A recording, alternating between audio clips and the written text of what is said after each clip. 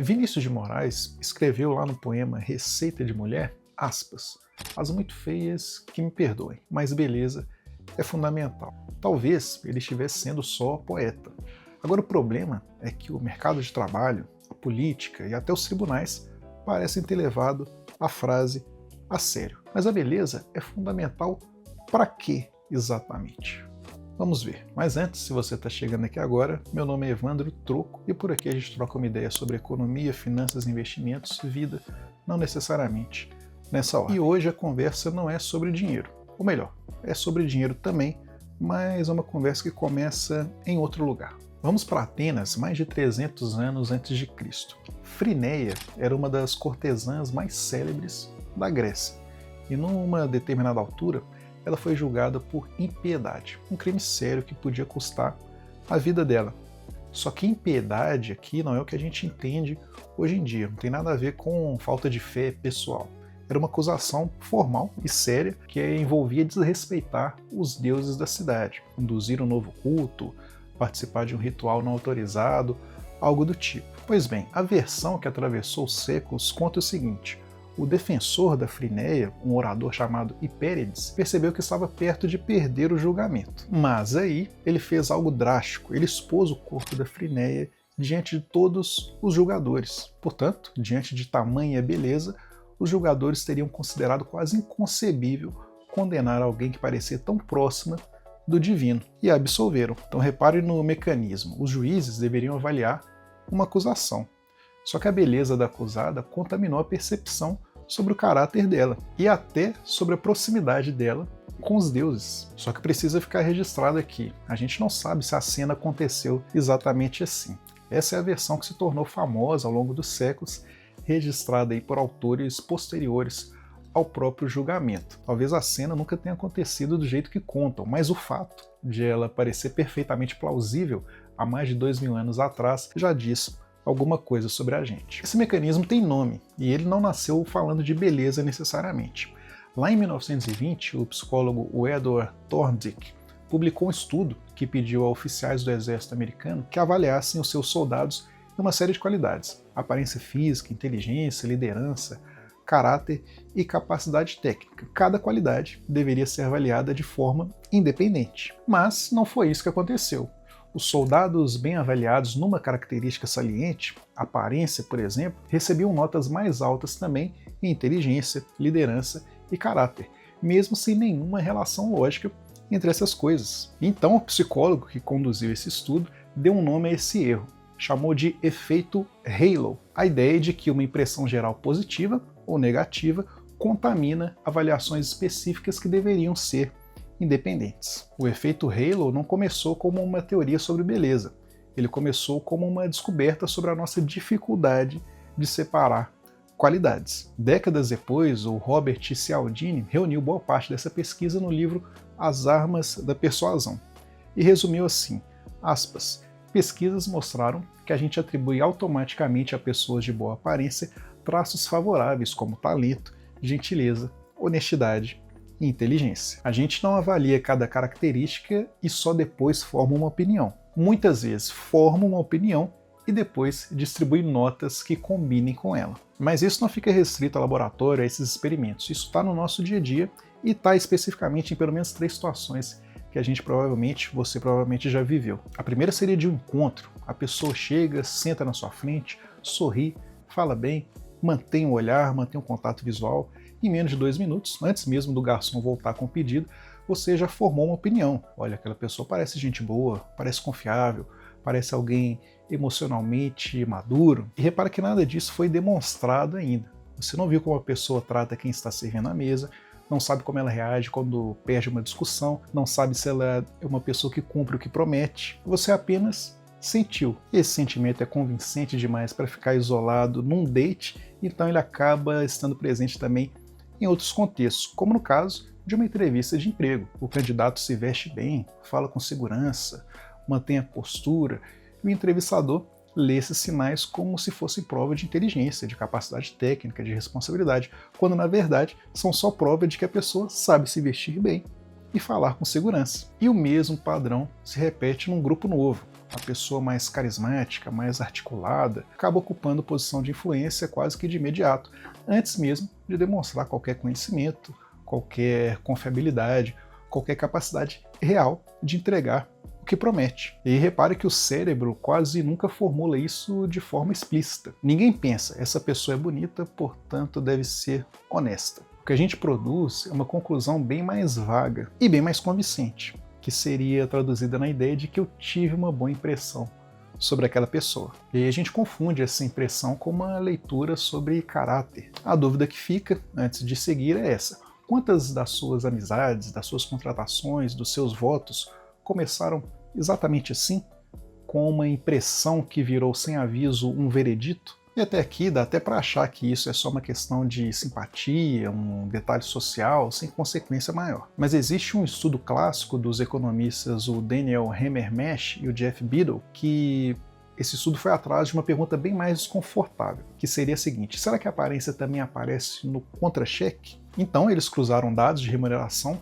com avaliações de atratividade, controlando escolaridade, experiência e uma série de outras variáveis. O resultado é que pessoas avaliadas como menos atraentes chegaram a ganhar cerca de 9% a menos. Já as pessoas avaliadas como mais atraentes chegaram a ganhar cerca de 5% a mais. Claro que isso não é uma lei universal, né? O efeito vai variar de país para país, de profissão para profissão, de metodologia para metodologia, e não significa também que toda pessoa bonita vai ganhar exatamente esse percentual a mais. Significa que uma impressão aparentemente superficial pode virar consequência econômica real. O efeito halo parece só uma curiosidade de psicologia até o momento em que ele aparece no seu salário, ou no salário do seu colega ao lado. Vamos aqui para o Brasil de 89, primeira eleição direta para presidente em quase 30 anos.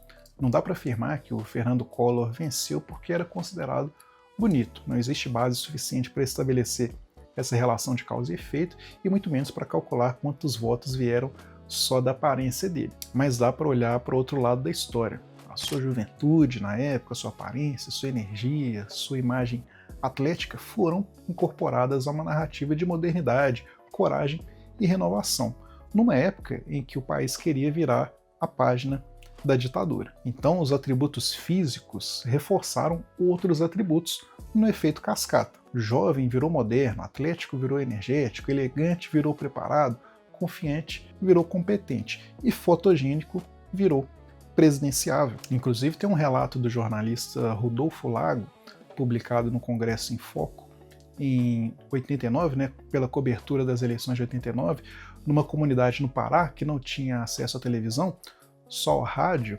Ele encontrou eleitores que sabiam descrever os candidatos, mas não sabiam dizer qual era qual. Na frase exata dele, aspas, não sabiam quem era o candidato barbudo e qual era o narigudo bonitão com cara de galã de cinema. Então repara no que isso mostra. Não é que a aparência decidiu o voto ali. É que, para parte daquele eleitorado, a imagem física tinha virado praticamente a única informação disponível. E nem essa informação estava bem organizada. Anos depois, já em 2006, a própria Folha voltou a esse episódio numa reportagem assinada por Malu Delgado sobre o motivo, na época, do Lula ter menos força entre o eleitorado feminino do que entre o masculino. De passagem, o texto da reportagem usava Collor como comparação, dizendo que nenhum candidato daquele ano se parecia de perto com o galã Fernando Collor de Mello, que, nas palavras da reportagem, levou vantagem entre as mulheres e venceu em 1989. Não é uma pesquisa dedicada a provar que mulheres votaram nele pela aparência.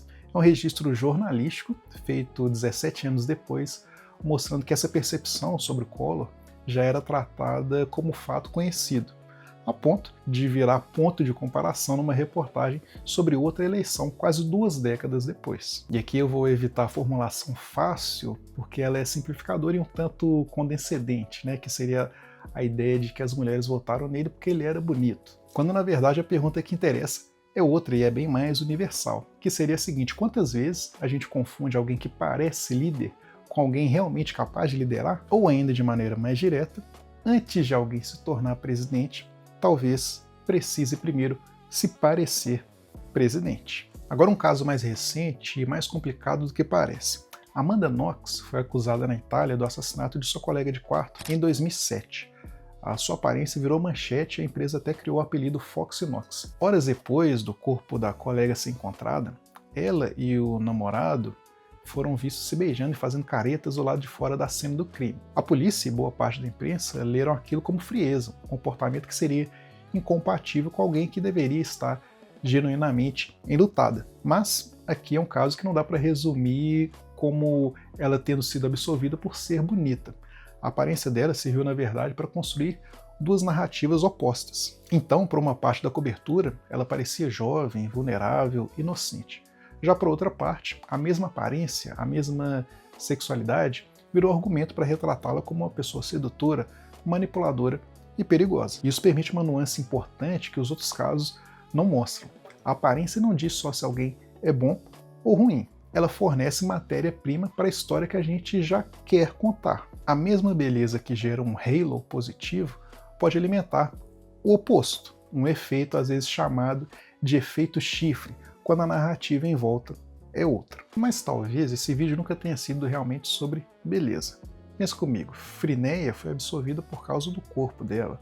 O salário, a gente viu, às vezes é calculado em cima da aparência. O Fernando Collor foi lembrado décadas depois como galã, e a Amanda Knox virou manchete pela sua aparência também. Em todos esses casos, o gatilho foi físico, algo que dava para ver. Mas a beleza é só uma das portas de entrada para o efeito halo. Existem outras e elas não passam pelo espelho, que são a fama, a riqueza, o sucesso profissional, carisma, confiança, boa comunicação, diploma de universidade de prestígio, cargos importantes, especialização, número de seguidores. Então a pergunta que sustentou o vídeo até aqui seria: a beleza é fundamental para quê? Agora essa pergunta precisa ganhar uma versão maior. Qualquer coisa que cause uma boa impressão é fundamental para quê exatamente? E é aqui que a segunda metade dessa história fica mais incômoda, porque ela não fala mais de rosto, de aparência, fala de currículo, de certa forma. O mesmo mecanismo se repete quando alguém é de fato competente numa determinada área. Um empresário bem-sucedido passa a ser tratado como um especialista em educação, em saúde, em relacionamento. Um atleta de alto nível recebe autoridade para falar sobre ciência. Um economista vira referência em psicologia clínica. Um médico de uma determinada especialidade passa a opinar como se fosse autoridade em qualquer área da medicina. Um criador de conteúdo com muitos seguidores é tratado como especialista simplesmente porque fala com confiança. Alguém que acertou uma previsão em determinado momento passa a ser visto como capaz de prever tudo que vem depois. A conquista pode até ser real, agora a autoridade concedida a partir dela é que pode ser imaginária. O problema não é confiar no especialista dentro da especialidade dele. O problema é imaginar que a especialidade acompanha a pessoa para qualquer lugar que ela vá. Não é desconfiança de especialistas, é perguntas sobre pertinência. Essa pessoa está falando de dentro da área em que ela realmente construiu competência ou está emprestando prestígio de uma área para opinar em outra? E isso não é só o efeito halo puro, é uma combinação. Halo mais viés de autoridade, mais prestígio, mais confiança excessiva. Tudo isso transferindo credibilidade de um lugar para o outro, sem verificação nenhuma no meio do caminho. Então, e antes que isso vire só motivo para desconfiar de tudo e de todo mundo, vale a pergunta prática. Será que dá para escapar desse mecanismo? E, parcialmente, sim, dá para escapar. E a psicologia social, junto com a economia comportamental, aponta um caminho não para eliminar a primeira impressão, que isso é praticamente impossível, mas para passar a tratá-la com mais cuidado. 3 perguntas aqui vão ajudar. Eu vou aplicá-las rapidinho num dos exemplos que a gente viu aqui ao longo do vídeo, para não ficar tão abstrato. Primeira pergunta seria: qual característica que está causando essa impressão positiva ou negativa que eu estou sentindo agora? Lá no caso do eleitor de 1989, era a energia, a juventude, a imagem atlética do então candidato. A segunda pergunta: essa característica tem relação real com aquilo que eu estou avaliando? Ou seja, a imagem atlética lá do candidato tem alguma relação comprovada com capacidade de administrar um país? Nenhuma. E a terceira pergunta: quais evidências sustentam minha conclusão, além da pessoa que está falando, ou da aparência que eu estou vendo? Ou seja, o plano de governo, o histórico, o resultado de gestões anteriores, evidência que exige mais esforço de busca do que simplesmente olhar para a imagem que aparece na tela. Nomear o viés no momento da decisão já ajuda mais do que parece. Não elimina a impressão, ela é rápida demais, automática demais para isso, mas transforma ela de veredito em ponto de partida. Então, da próxima vez que alguém te causar uma boa impressão instantânea, seja num encontro, numa entrevista, num vídeo, numa palestra, tenta separar o que essa pessoa realmente demonstrou do que você só imaginou a partir daquilo que você viu. Impressão não é prova, é hipótese. E talvez beleza seja mesmo fundamental, como escreveu Vinícius. O problema começa quando a gente deixa que ela, ou qualquer outro halo, seja fama, diploma, confiança, seguidores, seja fundamental para decidir quem está certo. Mas e você? Qual foi a última vez que você percebeu que confiou em alguém ou desconfiou só pela aparência, pela fama ou pelo currículo, sem checar mais nada? Compartilhe a sua opinião aqui nos comentários. E se esse vídeo te acrescentou alguma coisa, considere se inscrever no canal para você poder acompanhar os próximos conteúdos por aqui. Até uma próxima.